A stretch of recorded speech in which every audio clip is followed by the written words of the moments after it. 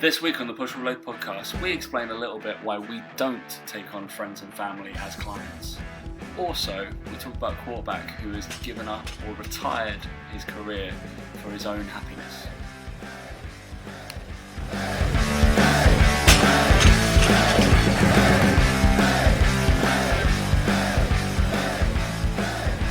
Three, two, one.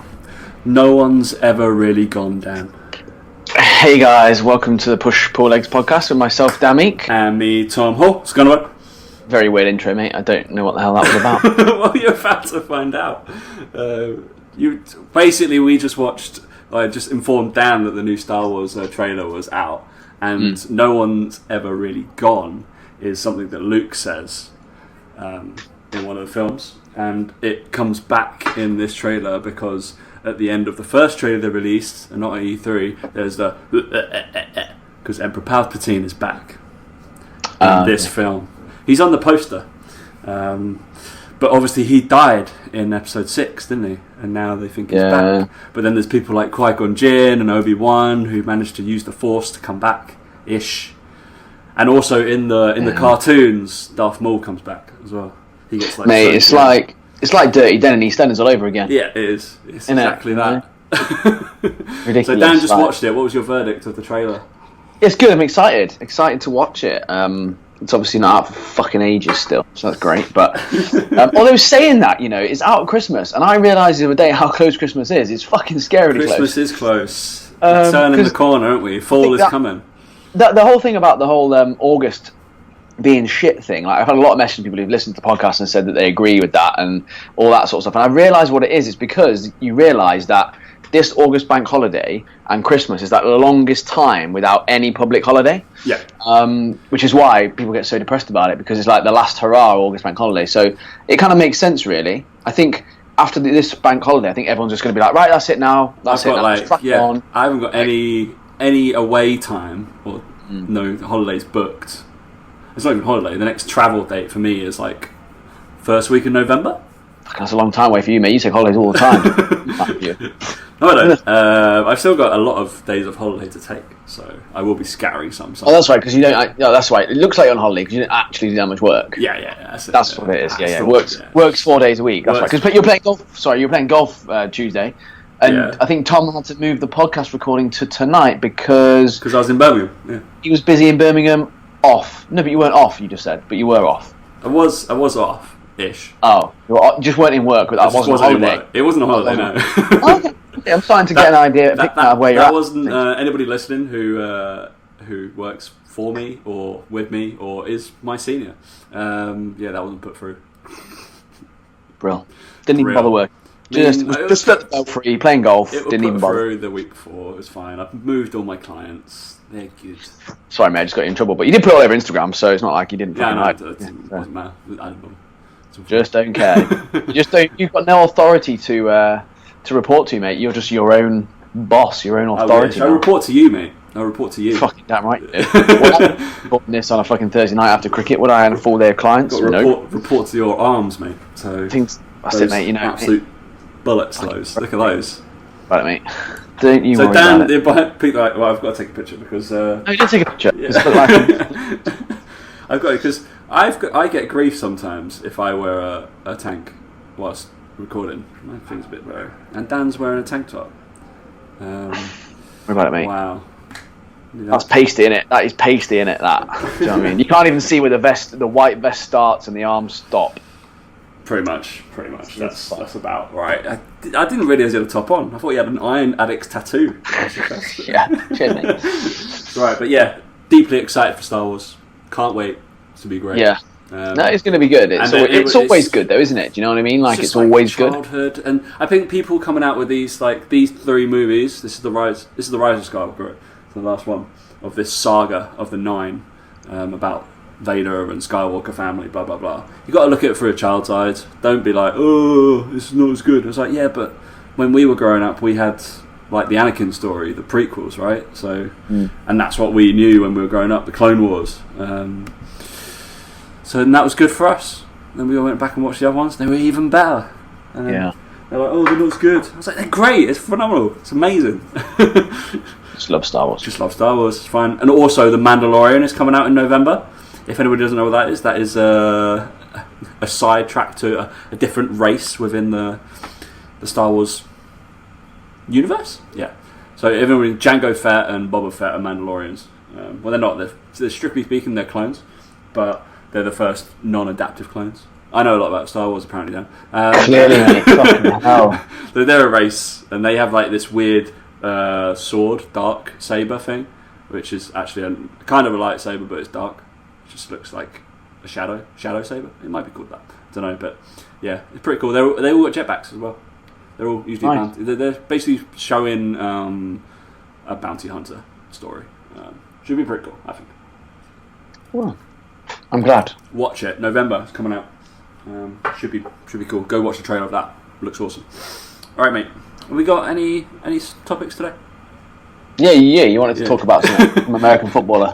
Yeah, we're going to talk about a little bit of that, and we're going to talk about. Because I noticed on the UK PTs group, somebody wrote an interesting thing. Probably something that wasn't comprehensible. Probably. Oh no, it's just kind of poured at the keyboard, and then it was just used as a thesaurus for each word, and it was like Joey from Friends. That was basically what was happening. Signed off little kangaroo, right? And then baby kangaroo Tribbiani. But he wrote, what kind of discount do you give for friends and family within training? And then, which has led me and Dan have had this conversation a few times, and especially, I don't know, with our families and with our friends, expecting obviously our expertise or coaching or whatever. It's obviously like you get clients first and then they become your friends. That's a kind of a natural order of stuff. But they've already paid you or seen you as the professional that you hopefully have been. But then taking somebody that is a friend or family and then taking them as your client, moving that way, is a bit different, right? Just a little bit. So, interestingly, we both have the same policy that we don't take on clients. Oh, sorry, we're talking about this first. I didn't know. I thought we were the American footballer, because that's why I didn't really say anything. I was ready to just dive in, and then I was like, that's just coming afterwards. Did I not share the notes with you pre-show? Oh, okay, sorry. Oh, do you ever do that? No. Okay. That's good. As long as you Usually lead the conversation, Dan, but it's all right, mate. Jesus Christ. Just dreadful idea. Just truly dreadful. Like, horrific idea. Never do it. Ever. What do you think the issues are? It's like with anything. It's that they're your equals. They are your they're there to take the piss out of. Like, they're there for banter. They're there. Do you know, like it's just that whole thing. And I think that, again, like, the difference is, like, with me and you, like, we respect each other in our field, I think. But even when it comes to us, like, we can talk about nutrition and training advice, and if you told me something about mechanics, I would go, okay, cool, okay, I agree with you, because we went in at the same level, we became friends, like you said, and it's fine. But much the same that I wouldn't take advice from my mum about being about a career. She might give me the same advice as someone else that I paid money to, but I'll listen to the person I paid money to because I paid money to them. They're the expert. You don't see your mum as an expert; you see her as a nag. Do you know? Like, it's just the way it is. And sorry, Miss Dan, right, mate, Jesus, we know she listens. I mean, she does. She's one of the only ones that does listen. But it's that whole thing of, like, that they don't view your profession or your job as you being particularly good at stuff. It's why I think a lot of people who are quite high up in their jobs and stuff like that, they have a hard time socializing with people in their business. Like, I used to get this a lot with PT clients. They used to say it was quite hard. They used to find it hard to go out and socialize with their employees if they owned the business, because it was like they couldn't have that level of respect, whereas they could go out with their normal friends and they might, be this successful business person, but they could still be taking the piss out of, and that's what they wanted, because they're just friends with people. And it comes from just this respect thing, and it just comes from respecting that person's knowledge and, I suppose, expertise. Unfortunately, friends and family just don't have that same. They don't view you the same way. Like, to them, you're just, you're. Yeah, I don't want to say just that person that they banter with, the person that they take the piss out of. So they're not going to, like, listen to you. It's just not what happens. Yeah, it's weird. Every single conversation I've got a social group from my university, and they're convinced. Every now and again, they'll take me aside for a slightly serious conversation about deadlifting or something. I don't want these guys to hear this. It's like, okay, cool. But then it'll be in the group. It's like Tom does professional PE. I'm like, cool, yeah. If you forgot whistle today, I haven't got my whistle today. Oh, all right, good. Stopwatch though. Yeah, you got that. Oh, okay, cool. Wonderful. Yeah, it's I find what we do as well. There's that little bit of the jovial banter that comes with it, which is like they take the piss out of it. Like again, for me, it's like with like diet and stuff. It's I'm just supposed to not eat sugar and bread, and it's like, and I just go yeah, whatever. And like they'll joke about you going to the gym and stuff. But like you said, then they'll also secretly take you to the side and go, yeah, but can you actually help me? And I'm like, if you tell everyone, you fucking tell everyone, you ask my help, because. I don't know, it's just if you just say to someone, I'm an accountant, there's that level of respect that comes with that because everyone knows what an accountant is. Whereas I think with personal training and more so with online training, dare I say, there's that element of they don't know what you do. Like, people still think when I speak to them that I just train people on Skype. I'm like, how does it work then? You just I've seen it. It does happen. I've seen it. It's just that whole thing of it's so new, I suppose. But also because this is the thing as well, like with nutrition and training, because everyone eats, everyone has an opinion on what's good and bad. I read this in the Daily Mail. I read this. If I read something about accounts in the Daily Mail, I wouldn't go to my accountant brother and be like, "You're wrong." I'd just be like, it's probably interesting to him. I don't really fucking read it. Yeah. But because everyone eats and everyone likes to think that they can train or be active or something like that, they have an opinion on it.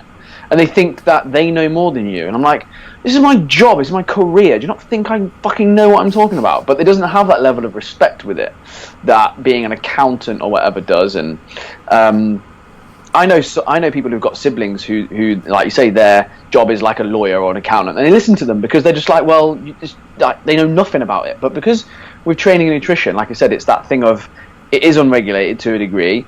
It is, like I said, everyone eats, so they have an opinion on that. Everyone can, like I said, pick up a fitness magazine. Everyone has an opinion on it, whereas you can't pick up a magazine about how to be a good accountant and read it. And who would read that? Well, exactly.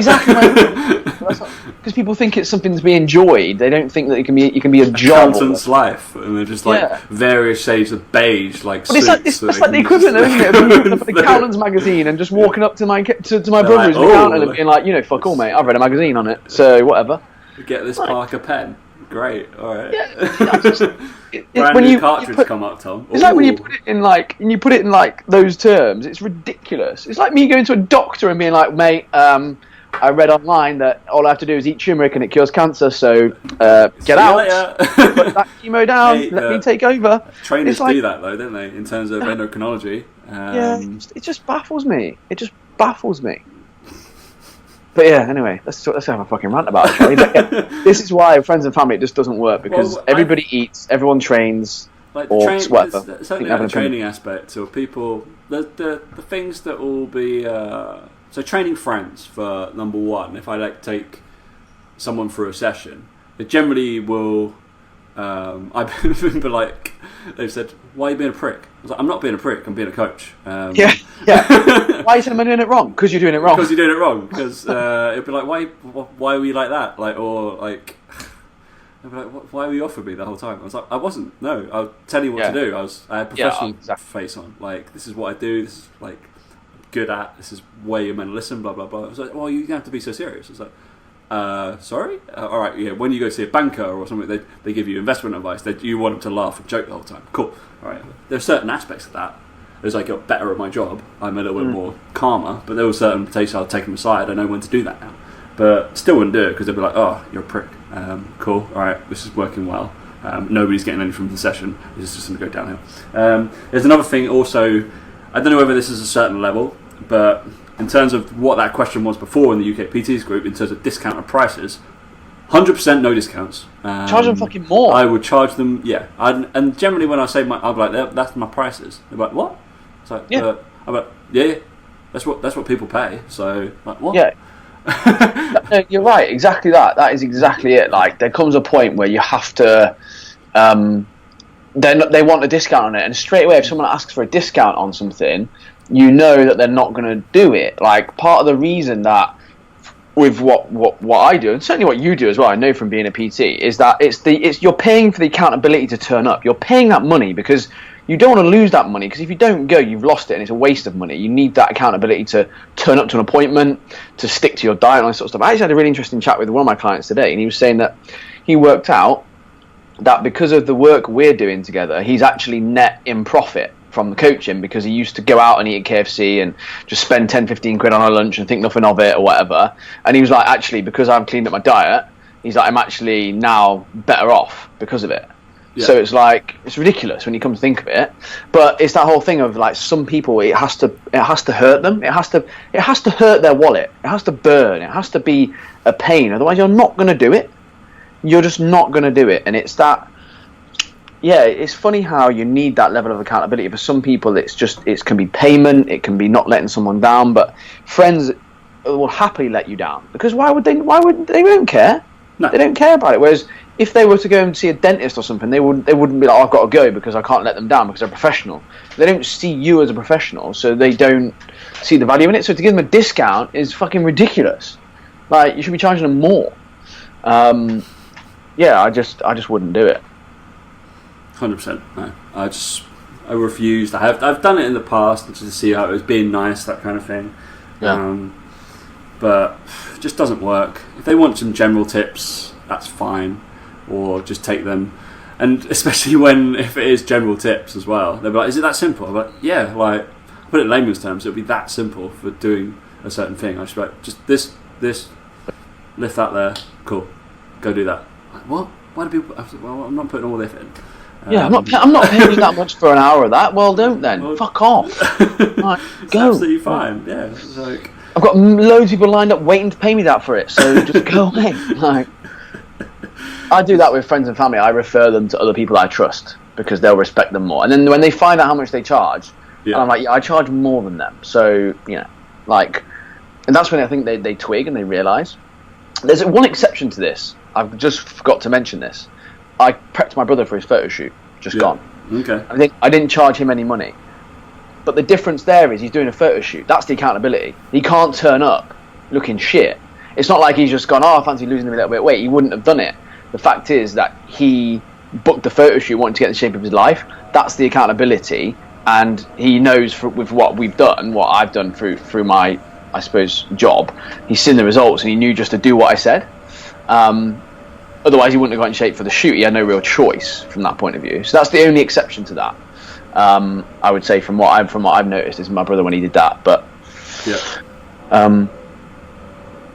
that accountability, like I said, comes from the shoot more so than anything else. I think if he was doing it just for a holiday or something, he wouldn't have done it as much. He would have sacked it off. Yeah, that's what I would say. Because again, even if you wanted to do a shoot or something, you wanted to die down. Like, I don't think you'd listen to me. I think you'd have to go with someone who, like say, who's just outside of that, because it's just too easy to go. Sorry, mate. Didn't bother. Like, right, never mind. Even I'd probably pay you, and I'd be like, that's all right. It comes around. Yeah, you'd be like, it doesn't really matter. Like, because you're too close to someone, and it's fine to recognise that and to understand it. It's just like you say, that's what it needs to be. As long as you recognise. If you're the person that's on the other end of that, respect the coach's decision as well. Badger them. And realise that they're probably doing it for your own good, because you're not going to get anything out of it, and it's just going to lead to a bitter relationship, which is not cool. Not cool at all. Yeah. It's interesting. What's an interesting topic?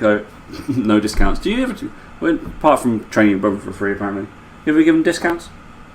No. There's a few people, to be fair, that what I don't do is that I've had people... What you do?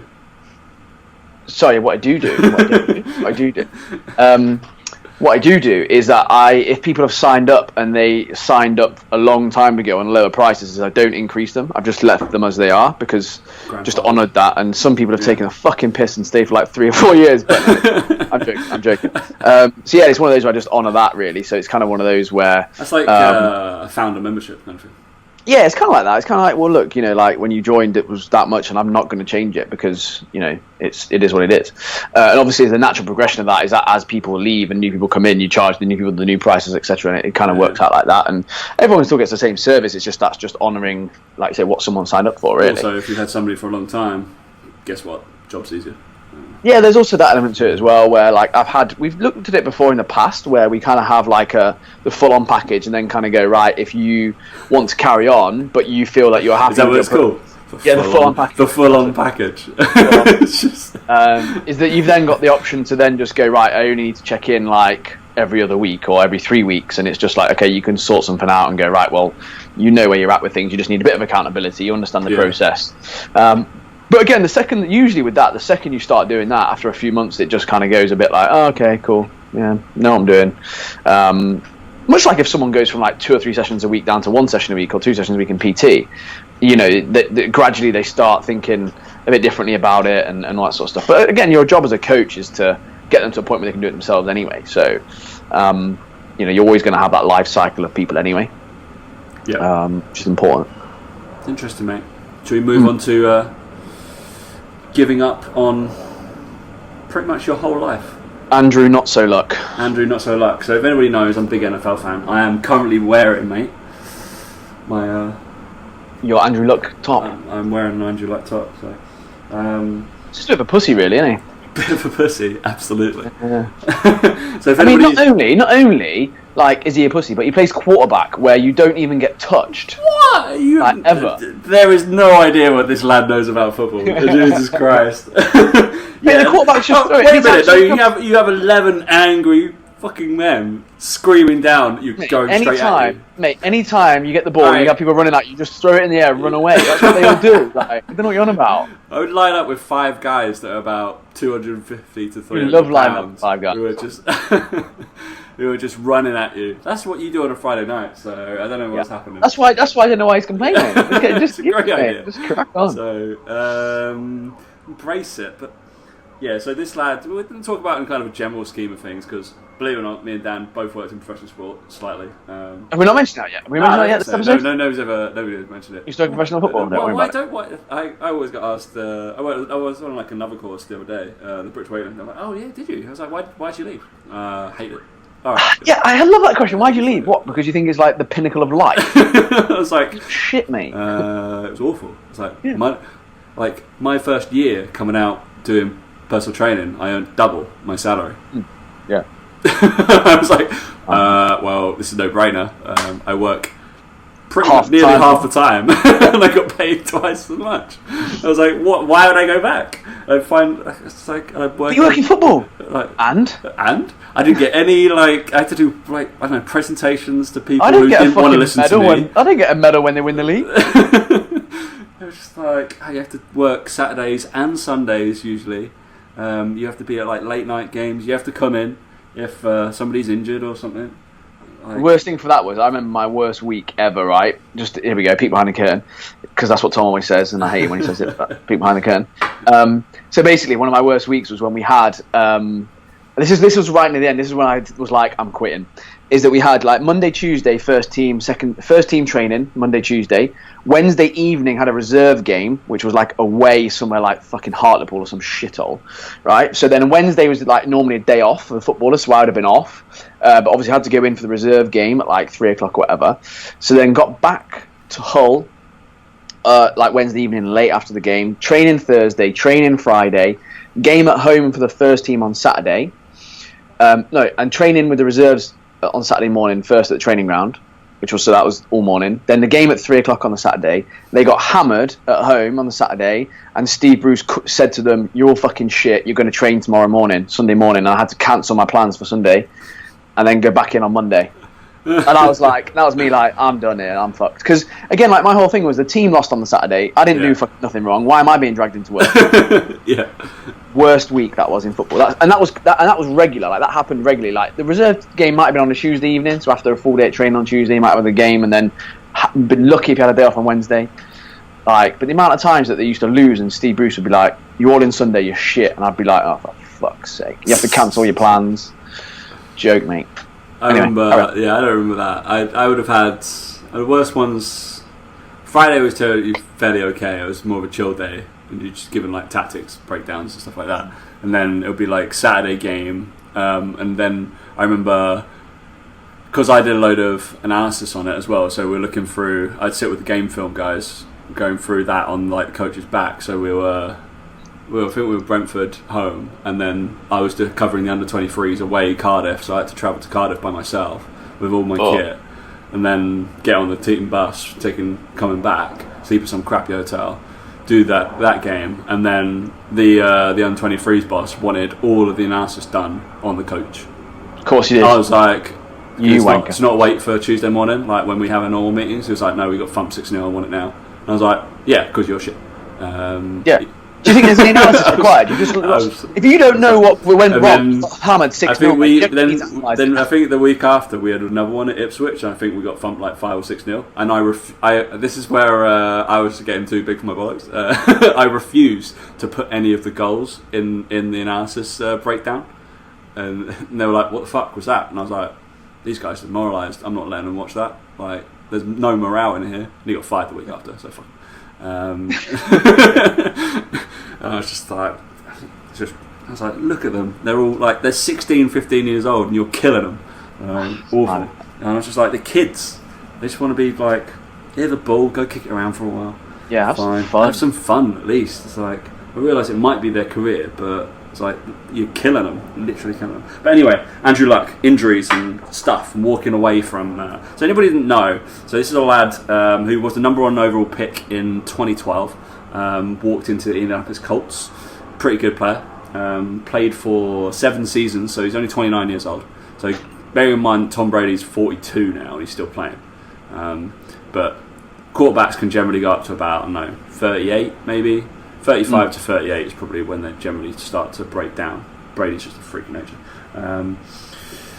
So this lad was on the biggest contract in the league previously, maybe a year ago. And he's decided to retire. So from his rookie contract, he probably would have earned, so the first 5 years, he probably would have earned about 35 to 50 million. It's all right. And then, not bad, is it? And then his next contract, he would have just signed another 5-year contract, which was 140 million. So yeah, he was probably earning. So what they've extrapolated out, considering average career, he's probably walking away from an additional, with bonuses and bursary and all this kind of stuff, 450 mil over his career that he's probably walking away from right now. So the reason he's walking away is because he's been beaten to hell, and basically he's given up everything he's ever known. Right? It's a guy from Stanford, and basically it's interesting because I've listened to a couple of like podcasts reviewing all of it, and it's like obviously massive shock news because he's kind of a superstar, kind of top 5 player, and one of the guys were reviewing his injury report. So if you look at the last 6 seasons, he's had torn cartilage in 2 ribs, partially torn abdomen, a lacerated kidney that he's been peeing blood for about 2 years. Multiple concussions, torn labrum in his shoulder, and a mysterious calf and ankle issue. And these are all like ongoing for the last 6 seasons. So he was always rehabbing basically. And there was one of the guys that started looking at all of his language that he's ever used in all of his interviews over the last 6 seasons with these injuries, and how negative it was, and how he was always trying to come back or in a dark place and all this kind of stuff. And how he was, I don't know, he never used the word, like, because his name's Luck, he was just like, he uses the word, he was like, oh, there's good and bad fortune, and it's like, I get a lot of bad fortune, all this kind of weird stuff, and he found himself that he's not enjoying it anymore, and he's just like, I'm going to walk away from everything, quit a week before the season, and decided to walk away from everything he's ever known. It's interesting to know what that takes. Take some balls, that does. Absolute balls. And obviously across the like landscape, there's people going, why is he walking away from that? You just like grit and bear it. It's like the lad's already earned like he's I don't know, 70 to 100 million off like endorsements and whatever. So he's fine. Don't get me wrong. He can walk away. There'd probably be those people that, and he's also went to Stanford. He was also pre-med, so he's a smart lad and he wants to probably go do medical. But it's interesting that maybe that's not all he wanted to do, and there's these people that also play sports that's not what they love. Well, much like what we talked about with like training, right? It's like maybe you like it, you do it because you're really good at it. Maybe you're a natural. He's naturally athletic. He's built for it. He's one of a kind. All this kind of stuff. But maybe he was never truly in love with it. If he's willing to walk away from it because he's not enjoying it so much, even with that massive paycheck. Maybe that happens in normal life as well. I remember Danny Rose as well. He's always said he can't wait to quit football because he hates it. He's just like, I'm here for my paycheck. Yeah, I think there's an assumption, isn't there, that people who play a sport must do it because they enjoy it, and the reality is they might just be really fucking good at it. Like we talked about accountants before, like I'm sure there's some accountants that are just really good at it and get paid well, but they fucking hate it probably. Yeah. And I think that, we talked about it before coming on air, listen to me, fucking hell, what am I saying? Before starting recording. That it's... we're live! We're live. Is that, it's one of those... can you imagine us live on air? We get thrown off so quick. Is the whole the whole short career thing with football, like we've seen it probably firsthand, but this is why I don't blame like footballers and all this sort of stuff for the rise of the wages and all this sort of stuff, because what people do not understand is that the people that watch the sport and support the sport drive that. Like, they don't get it. They don't understand how it happens, but they do. They drive it by turning up to matches, by buying tickets. Like when you saw the Champions League final, some Spurs fans were paying 10 grand a ticket. You're a fucking moron, mate. You moan about these players just picking up their paychecks while being injured and stuff. Like, yeah, they're fucking gunny, mate. Like, they've got maybe 12, 15 years if they're lucky to make a career for themselves, and obviously they don't all earn 200 grand a week or whatever, but if a club is stupid enough to pay them that amount of money because they can budget for it, because they're making that much money from Sky Sports and all this sort of stuff, it's not the player's fault because they've got a short career. Like if they're offered it, it's like if I was offered tomorrow quadruple my salary for doing the same amount of work, I go, and guaranteed for 5 years, I go on then. Yeah, like I don't know, I don't understand like the argument with that, but that whole thing around like, oh, he should be lucky or he should be grateful, he should, how's he turning that down? And like you said, for some people that gets to a point where it is their job, like they're just good at it. And I think that there's an assumption that all footballers must love it. And I can tell you for now, there's a good 25 to 30, 40% amount of them that just don't love it. It's a paycheck. It's much like anything you do for enjoyment, like we've said. Yeah. You do it at the start because you enjoy it, but actually it just starts grinding you down and just becomes a bit like, okay, it's monotonous now, it's just the same thing. I think that's realisation that that's okay. Yeah. As well. It obviously with Andrew, he probably would have, coming back from the injuries and the constant injuries, was probably beating his home life down as well. Oh, massively. And he would have just been like, his wife must be in bits, just like trying to recoup. It must be affecting his mental health. Yeah, 100%. And then with that, because he missed the whole season and he's missed a fair few games because of the injuries, then he feels like he was very much, this is always a team game. This is a team game, I'm letting my team down because I'm not on the field, or that kind of stuff. And he's like, well, he's made the decision for that franchise so the Colts can go move on. He's just like, we're going to cut it now. Like, we're not doing anybody else any favours. It's like a bad relationship breakup, basically.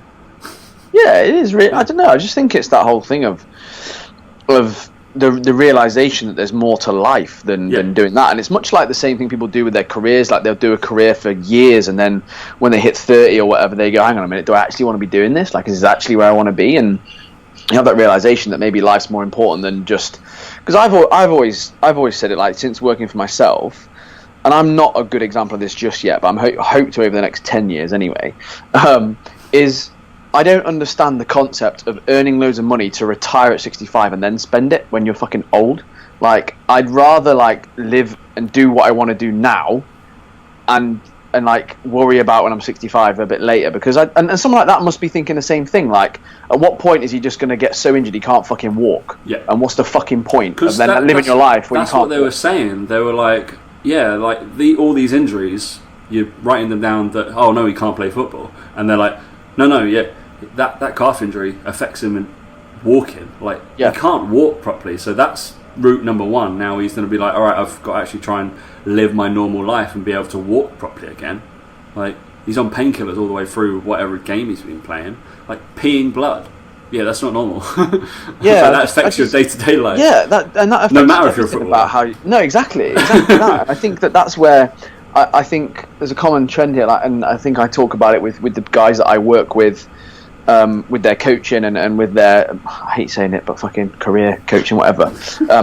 But like talking about them being an online coach and figuring out from the start what it is they want out of the life that they're going to choose and stuff like that. So like one of my biggest things I say to it, again, I'm boring. Like I as an online coach at my age, you could travel the world, you could do whatever you want to do and still do your job effectively and all those sorts of things. I don't. I've got Isabel, but also I'm not really that bothered. I've had time to do it if I wanted to. For me, it's more things like not having to set an alarm ever in the morning, like on a work day.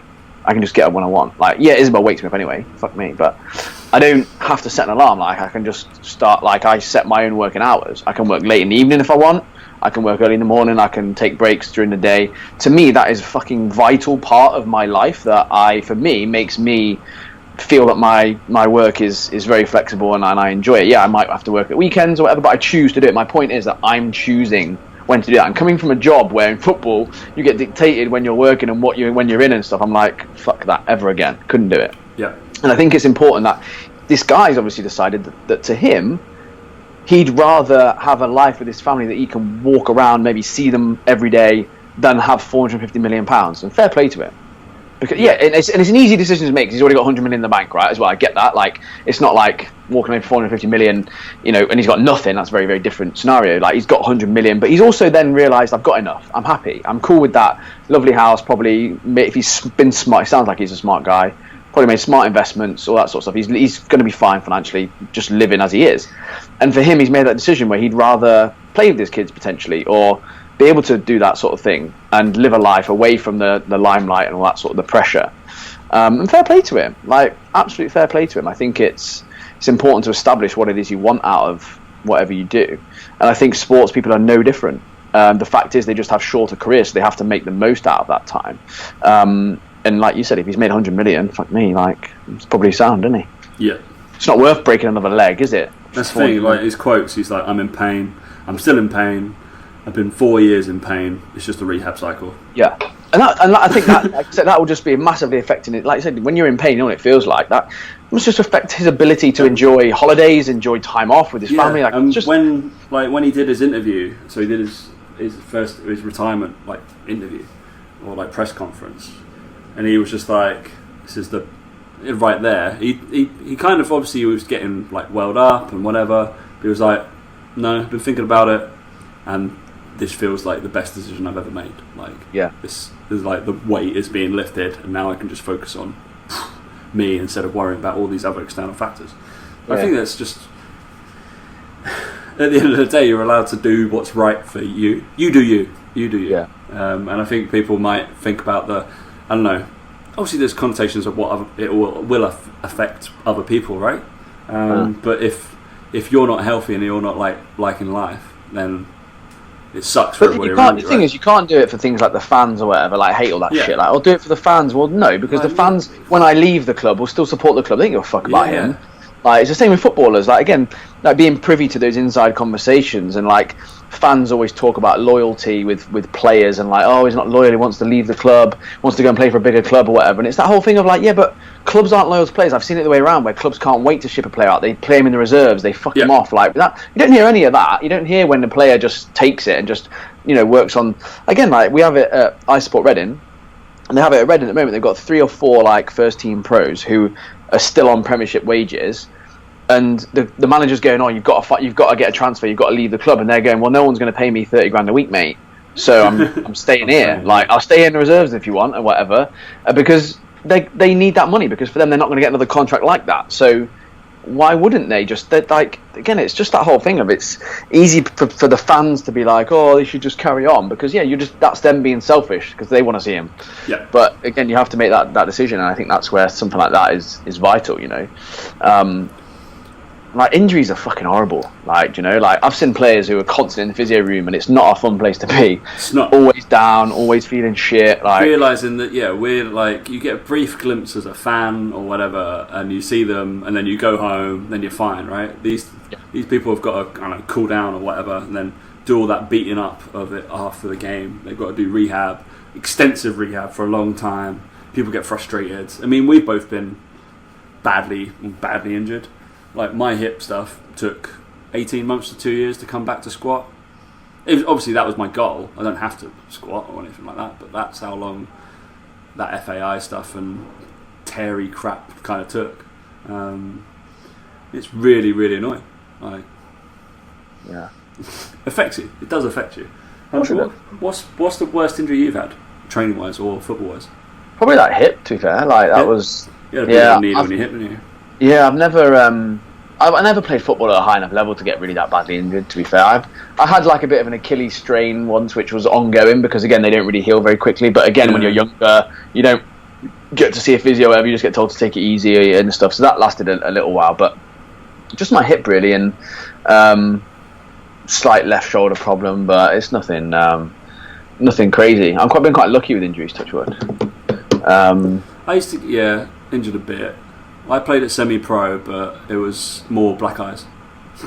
Yeah. Because I was a gobby shit and I played it. I've got a feeling, like from playing basketball, I've got a feeling I might get a couple of injuries from basketball.